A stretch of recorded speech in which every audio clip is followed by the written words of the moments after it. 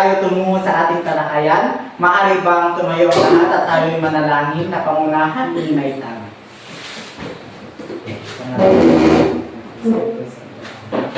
Dear God, I love you and you love me too. So I'll try to be good in what I say and do. So help me this day, O Lord. Amen. In the name of the Father, and of the Son, and of the Holy Spirit. Amen. Maraming salamat, Naitan. Magandang hapon mga bata. Magandang hapon po. So, kamusta naman kayo? Okay lang. Okay. Magaling. May lumipat ba sa araw ngayon? Wala po. Magaling. Dapat panatilihin natin perpekto ang ating mga Daras. Magaling. Bago kayo umupo sa inyong upuan, pakipulot ang mga kalat sa ilalim ng inyong upuan at ayusin ito ng maayos. Maayos ba mga bata? Oo. Okay, maaari na kayo umupo.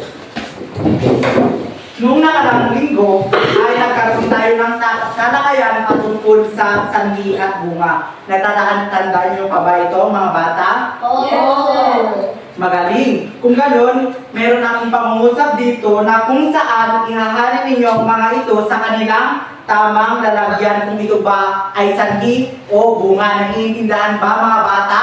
Oo. Okay, so kung ganoon, kailangan ko ng 3 voluntaryo upang sagutin ang mga sumusunod. Sino ang gustong sumagot? Maitan, Henry at Rolex. Maaari na kayong pumunta sa harapan mga anak.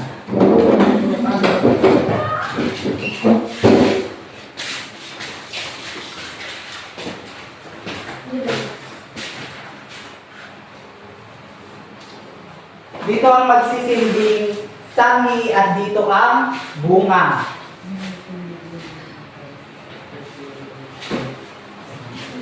May ano dyan na?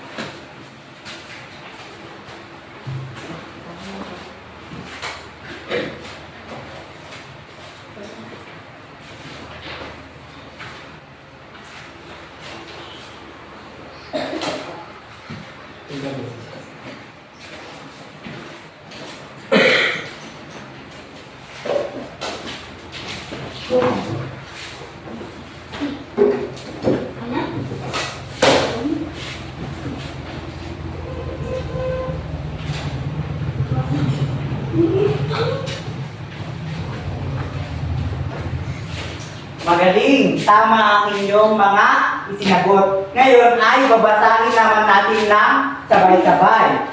Maglalaro sa ulan ang mga bata. Ang mga bata ay nagkasakit. Halin dito ang sanhi. Naglalaro sa ulan ang mga bata. Magaling! Ang bunga naman. Ang mga bata ay nagkasakit. Magaling mga bata. Ang ikalawa. Maliit na pagputol ng mga puno. Kaya bumuo ang mga.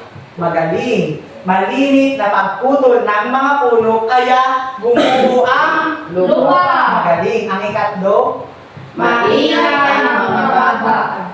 Kaya nagalit ang guro. Magaling mga bata. Dapat huwag kayong maingay para hindi magaling ang inyong mga Guro. Magaling mga bata. So ngayon, hahatiin ko ang dalawang grupo ang klase.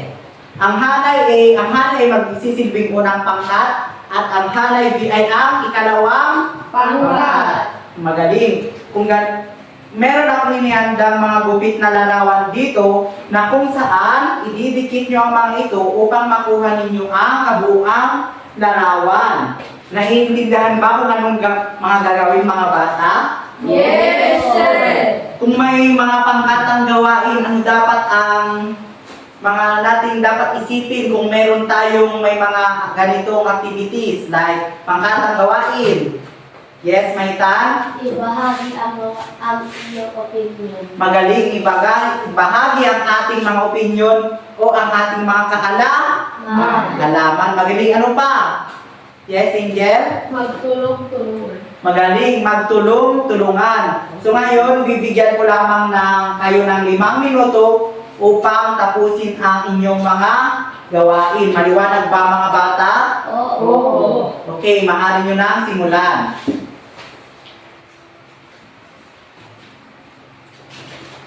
Tapos nyo na ba mga bata? Yes, Oo. Okay, kung gano'n, maaari nyo nang idikit ang inyong mga ginawa sa ating pizarra.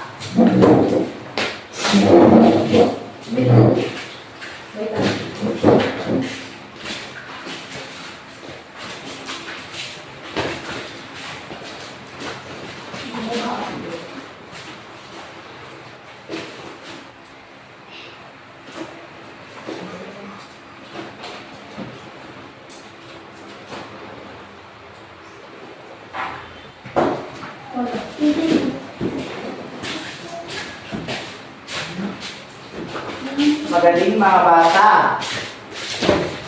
Okay, maaari na kayo umupo.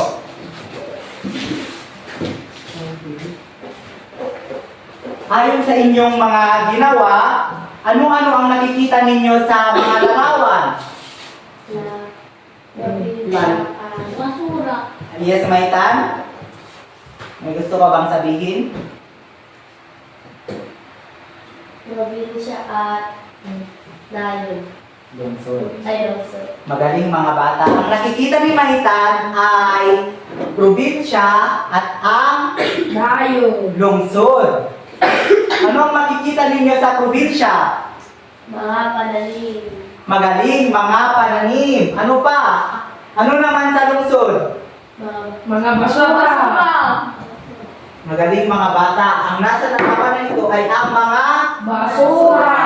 anong dapat gawin kung may basura o nakita kayong basura sa daanan. Pulutin. Magaling pulutin at Lagay sa tamang lalagyan. magaling ilagay sa tamang lalagyan. Bago tayo tumungo sa ating talakayan, ay maaari bang magsitayo muna ang lahat kung inaantok na kayo at tayo'y sumayaw na kanta. Alam niyo ba yung kanta kung ikaw ay masaya, tumawa ka? Opo. Okay, maaari ba natin itong gawin? Opo. Sige, 1, 2, 3. Kung ikaw ay masaya, tumawa ka. Kung ikaw ay masaya, tumawa ka. Kung ikaw ay masaya, lagi mong ipakita. Kung ikaw ay masaya, tumawa ka. Kung ikaw ay masaya, pumalakpak ka. Kung ikaw ay masaya, pumalakpak ka. Kung ikaw ay masaya, lagi mong ipakita. Kung ikaw ay masaya, pumalakpak ka. Kung ikaw ay masaya, pumadyak ka. Kung ikaw ay masaya, pumadyak ka. Kung ikaw ay masaya, lagi mong ipakita. Kung ikaw ay masaya, pumadyak ka. Kung ikaw ay masaya, gawin lahat. Ha ha ha. Kung ikaw ay masaya, gawin lahat. Ha ha ha.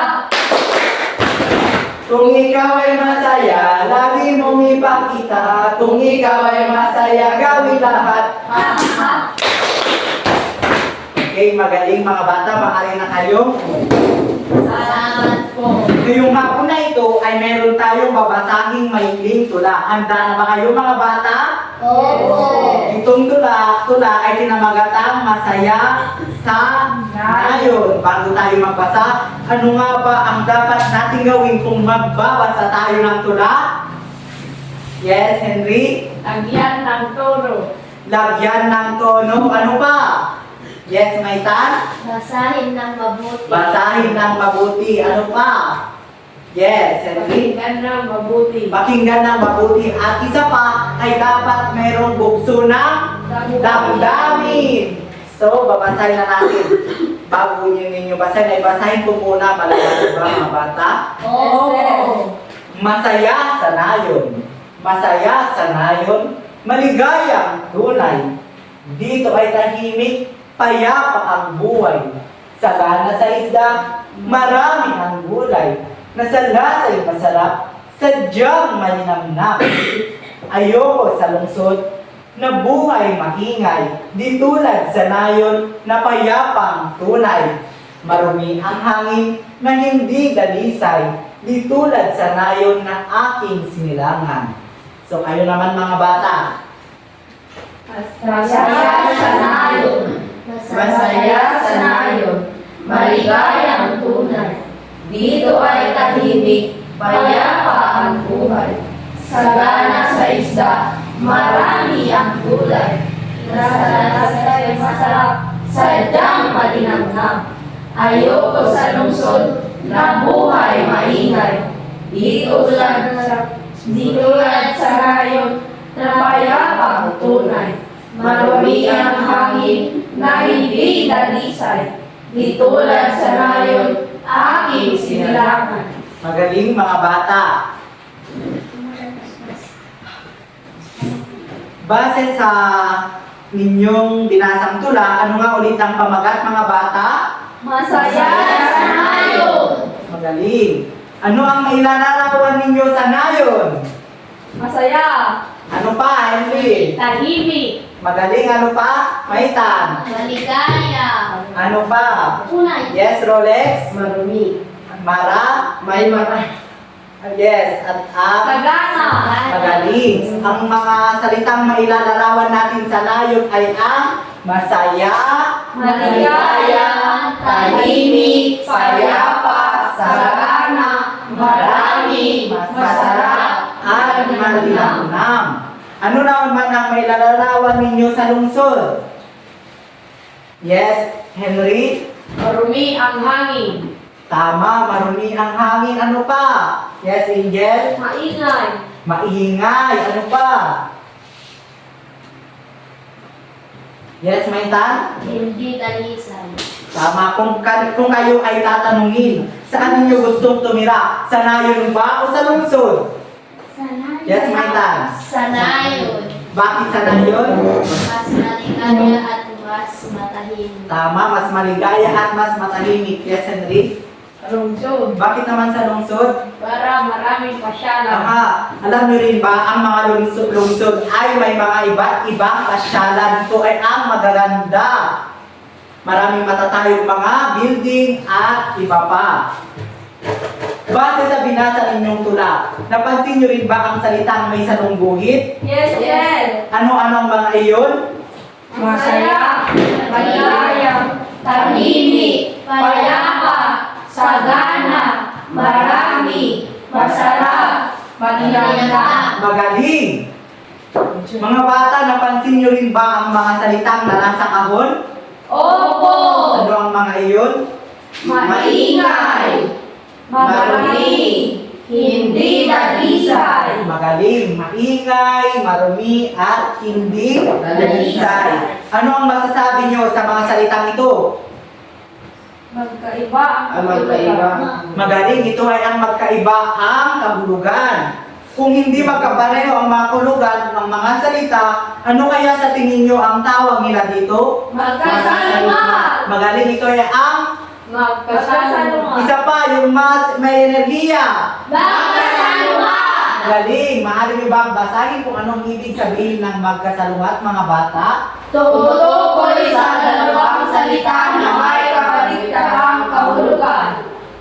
Ang halimbawa, Maganda, pangit, masaya, malungkot. magaling. Magbigay nga ng iba pang halimbawa ng pagkasalungat, mga bata. Yes, Maitan? Maingay. Payapa. Yes, Henry? Mataas, mababa. Yes, ano pa? Marumi, malinis. Ano pa? Yes, Rolex? Maganda, pangit. Maganda, pangit, magaling. So, ngayong natapos na ang ating talakayan, may mga katanungan ba kayo mga bata? Wala po.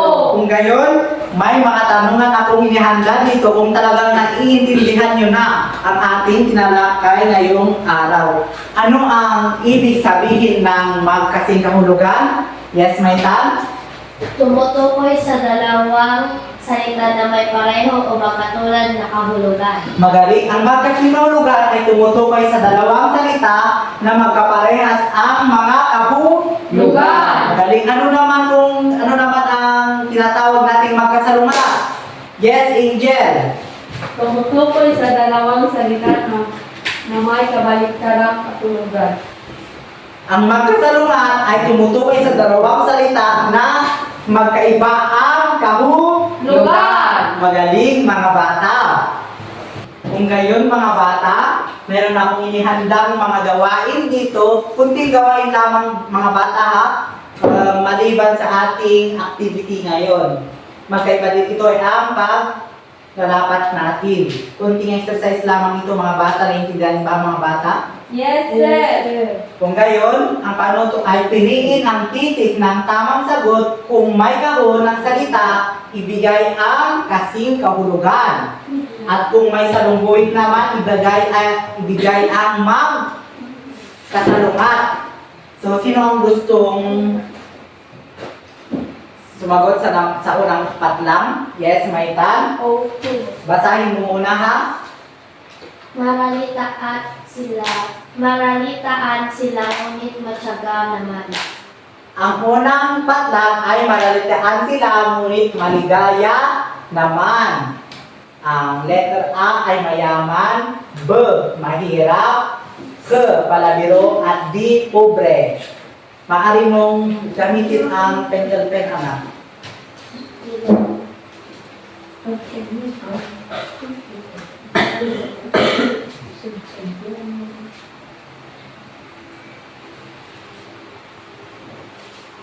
Ay.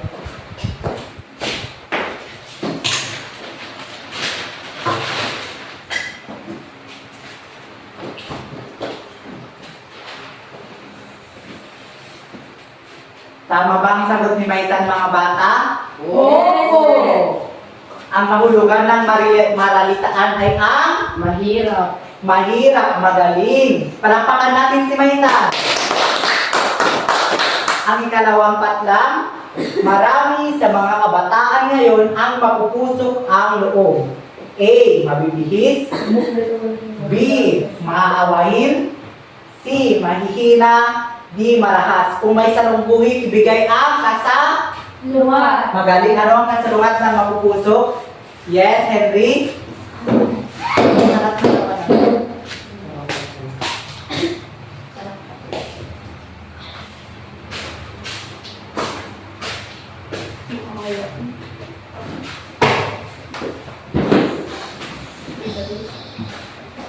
Tama ba ang sagot ni Henry mga bata? Opo. Magaling. Ang kasalungat ng mapupusok ay ang magaling, maaawain. Pepe! Hooray! Pepe! Hooray! Magaling. Ang ikatlong patlang, siya ay may paninindigan sa buhay. Sino ang gustong sumagot? Yes, Rolex.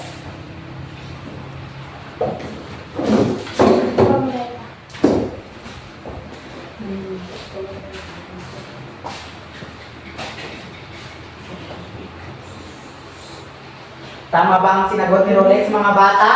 Opo. Magaling. Ang kasing kahulugan ng salitang paninindigan ay ang mataka. Malakas pa. Oo, tama. Malakas pa.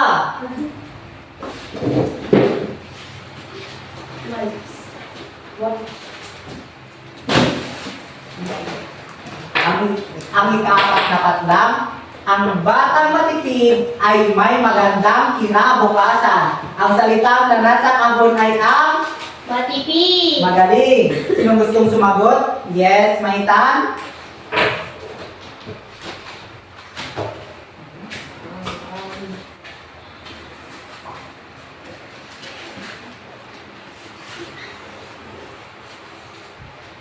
Tama ba ang sinugot ni Maitan? Opo. Opo. Magaling. Ang kahulugan ng matipid ay ang Mapag-info.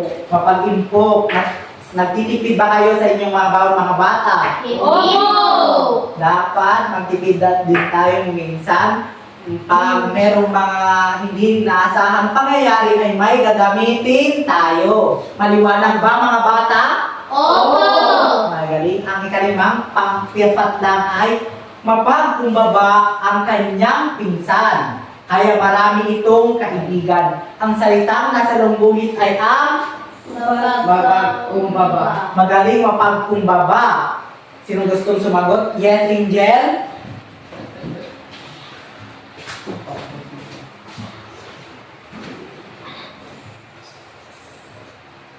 Tama ba yung sinugot ni Angel? Opo.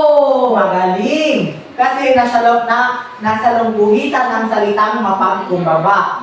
Kung nasa lungguhitan ay ibigay ang Kahulugan. kasalungat. Kaya ang kasalungat ng magpakumbaba ay ang mayabang. Dapat hindi tayo mabayabang mga bata ha. Dapat tayo ay mababait. Kagaya ng ating mga pinsan para marami tayong Bigan. magaling. Kung gayon mga bata, ilabas ang inyong mga papel at sagutan ang mga sumusunod. Bibigyan ko lamang kayo ng 10 minuto para tapusin ang inyong gawain.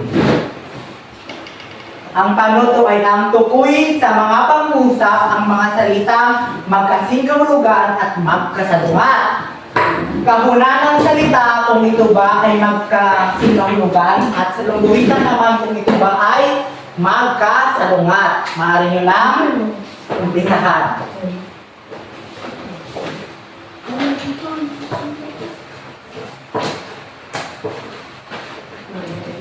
Tapos nyo na ba mga bata? Opo! Okay, maaari ko na bang kunin? Opo! Okay. Okay.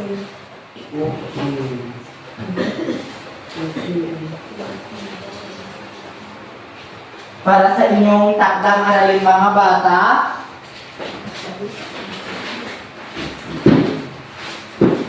kunin ang inyong ilabas ninyong iyong mga takdang aralin at kopyahin ang inyong assignment. Para sa inyong takdang aralin, magsulat ng 10 pares na salita na magkasing kahulugan at 10 pares naman na magkasalungat at ilagay ito sa ating Google Drive. Meron akong isesend na link mamaya na kung saan doon ninyo ipapasa ang ating takdang. Aralin. Paliwanag ba mga bata?